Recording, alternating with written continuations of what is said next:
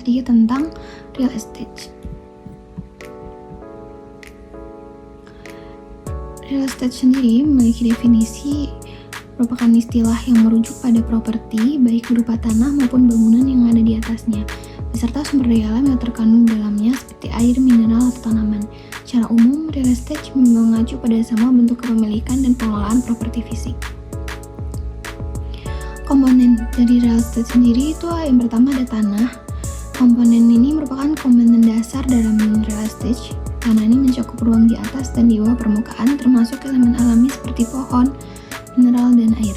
Lalu yang kedua ada bangunan, mana komponen ini merujuk pada segala bentuk konstruksi buatan manusia yang melekat pada tanah, seperti rumah, gedung perkantoran, jalan, dan pagar. Lalu yang ketiga ada hak properti, di mana mencakup hak untuk memiliki, menjual, dan menyewakan atau mengembangkan tanah atau bangunan. Jenis real estate sendiri yang pertama ada residential real estate, di mana properti yang digunakan ini bisa digunakan untuk hunian pribadi seperti rumah, apartemen, atau villa. Lalu yang kedua ada commercial real estate, di mana properti ini biasanya digunakan untuk tujuan komersial seperti perkantoran, retail, hotel, dan restoran. Lalu yang ketiga ada industrial real estate, properti yang biasanya digunakan untuk kegiatan industri seperti pabrik, gudang, dan pusat distribusi. Lalu keempat ada land, di mana properti ini berupa tanah mentah yang belum dikembangkan, termasuk lahan pertanian. Lalu ada keuntungan dalam berinvestasi dalam real estate. Yang pertama, apresiasi nilai properti. Nilai properti cenderung meningkat seiring waktu, terutama jika terletak di lokasi strategis atau area dengan pengembangan infrastruktur dengan pesat. Contohnya, misal properti yang dibeli di kawasan berkembang dapat naik 2 kali lipat nilainya dalam 5-10 tahun. Lalu yang kedua, pendapatan pasif. Mana properti yang disewakan memberikan pendapatan rutin dari pembayaran sewa bulanan atau tahunan. Hal ini menjadikannya sumber pendapatan pasif yang stabil. Contohnya, seperti apartemen yang disewakan kepada penyewa menghasilkan arus kas positif. Lalu yang ketiga ada diversifikasi portofolio, mana investasi di real estate ini dapat membantu menyebar risiko investasi. Properti cenderung bergerak independen dari pasar saham sehingga melindungi portofolio dari volatilitas pasar. Contohnya, jika saham mengalami penurunan, investasi properti tetap stabil atau meningkat. Selanjutnya, ada perlindungan terhadap inflasi. Nilai properti dan harga sewa itu sendiri cenderung naik seiring dengan inflasi. Dengan begitu, real estate menjadi instrumen pelindung nilai yang baik terhadap inflasi. Contohnya seperti harga sewa properti meningkat sejalan dengan kenaikan biaya hidup. Lalu yang kelima, kepemilikan aset berwujud. Real estate adalah aset fisik yang dapat dimanfaatkan secara langsung. Nilai intrinsiknya tidak akan hilang seperti aset keuangan yang tidak berwujud. Contohnya, kita bisa menggunakan properti untuk tempat tinggal atau bisnis pribadi. Yang keenam, keuntungan pajak, di mana pemilik properti dapat menikmati beberapa keuntungan pajak seperti pengurangan biaya pemeliharaan, depresiasi, dan kredit properti. Contohnya seperti bunga KPR atau kredit pemilikan rumah bisa dikurangkan dari beban pajak. Lalu keuntungan yang ketujuh ada pengendalian investasi. Berbeda dengan investasi lain seperti saham, investor memiliki kendali langsung terhadap properti. Kita bisa merenovasi, menyewakan, atau menjual properti sesuai strategi. Contohnya seperti merenovasi properti untuk meningkatkan nilai jual atau harga sewa. Yang kedelapan, potensi modal tambahan atau leverage. Real estate ini memungkinkan investor menggunakan pinjaman atau KPR untuk membeli properti. Dengan modal kecil, investor bisa memiliki aset berdana tinggi. Contohnya membeli rumah dengan 20% uang muka dan sisanya dibiayai oleh bank. Yang kesembilan ada permintaan yang konsisten.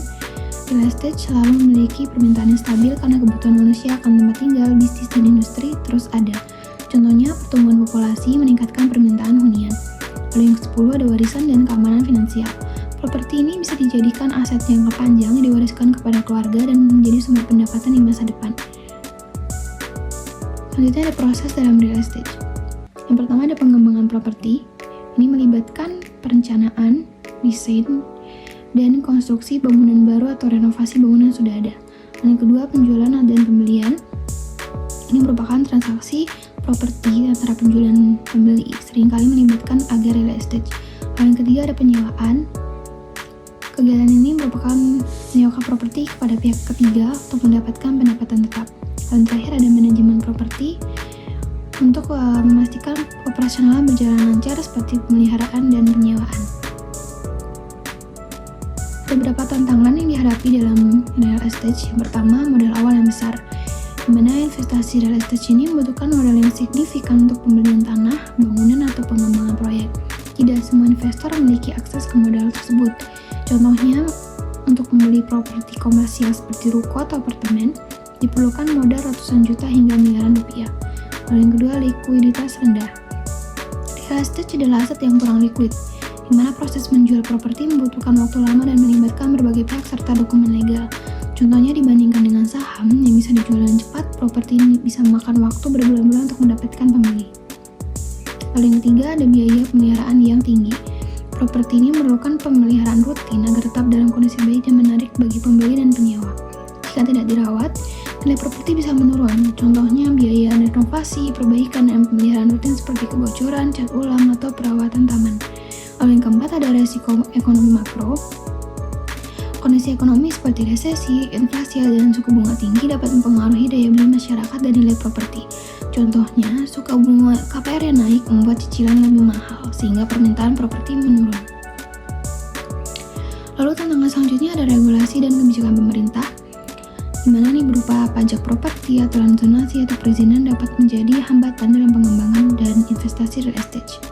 Contohnya, perubahan kebijakan pajak bumi dan PBB yang meningkat tajam bisa membebani pemilik properti. Lalu yang keenam, ada fluktuasi pasar, di mana pasar real estate dipengaruhi oleh siklus ekonomi dan tren pasar. Jika suplai properti berlebihan tetapi permintaan rendah, harga properti bisa turun. Contohnya, banyaknya apartemen kosong di kota besar akibat oversupply. Yang ketujuh, ada tantangan legalitas dan sengketa tanah.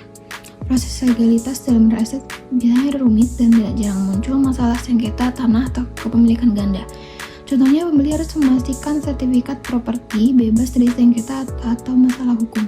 Lalu yang kedelapan, ada ketergantungan pada lokasi, di mana nilai properti ini sangat bergantung pada lokasi. Jika lokasinya kurang strategis atau mengalami penurunan perkembangan, nilai investasinya ikut menurun. Contohnya, properti daerah yang jauh dari pusat bisnis atau infrastruktur lebih sulit untuk berkembang nilainya. Lalu selanjutnya ada strategi investasi di real estate. Yang pertama, bisa buy and hold. Strategi ini adalah pembeli properti dan menyimpannya dalam jangka waktu panjang untuk mendapatkan keuntungan dari kenaikan nilai properti. Contohnya, misal membeli rumah atau apartemen di kawasan yang berkembang seperti dekat kampus atau pusat perkantoran. Seiring waktu, harga properti tersebut naik dan selama itu kamu bisa menyewakannya kepada mahasiswa atau pekerja. Yang kedua, ada flipping. Di mana strategi ini kamu bisa membeli properti, merenovasinya agar lebih menarik dan kemudian menjualnya dengan harga lebih tinggi dalam waktu singkat. Contohnya, membeli rumah tua di lokasi strategis dengan harga yang miring, lalu melakukan renovasi sederhana seperti mengecat ulang dan perbaiki interior. Setelah itu dapat menjualnya dengan harga lebih tinggi. Yang ketiga, investasi properti sewa, di mana strategi ini fokus menyewakan properti untuk mendapatkan penghasilan rutin dalam jangka panjang. Contohnya, membeli apartemen di dekat kampus dan menyewakannya kepada mahasiswa. Setiap bulan, kita akan menerima pembayaran sewa yang bisa digunakan untuk membayar cicilan KPR. Lalu yang keempat, ada investasi properti komersial, di mana ini melibatkan pembelian properti komersial seperti ruko, kantor, atau toko yang disewakan untuk bisnis. Contohnya, membeli ruko di kawasan bisnis atau area dekat pasar, lalu menyewakannya kepada pemilik usaha kecil seperti toko kelontong atau kafe. Yang kelima, ada investasi properti syariah.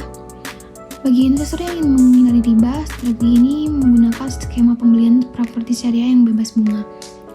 Biasanya pembayaran dilakukan dengan sistem cicilan syariah langsung kepada pengembang atau melalui bank syariah. Contohnya, membeli rumah melalui skema kredit syariah tanpa bunga dan menyewakannya untuk mendapatkan pendapatan bulanan.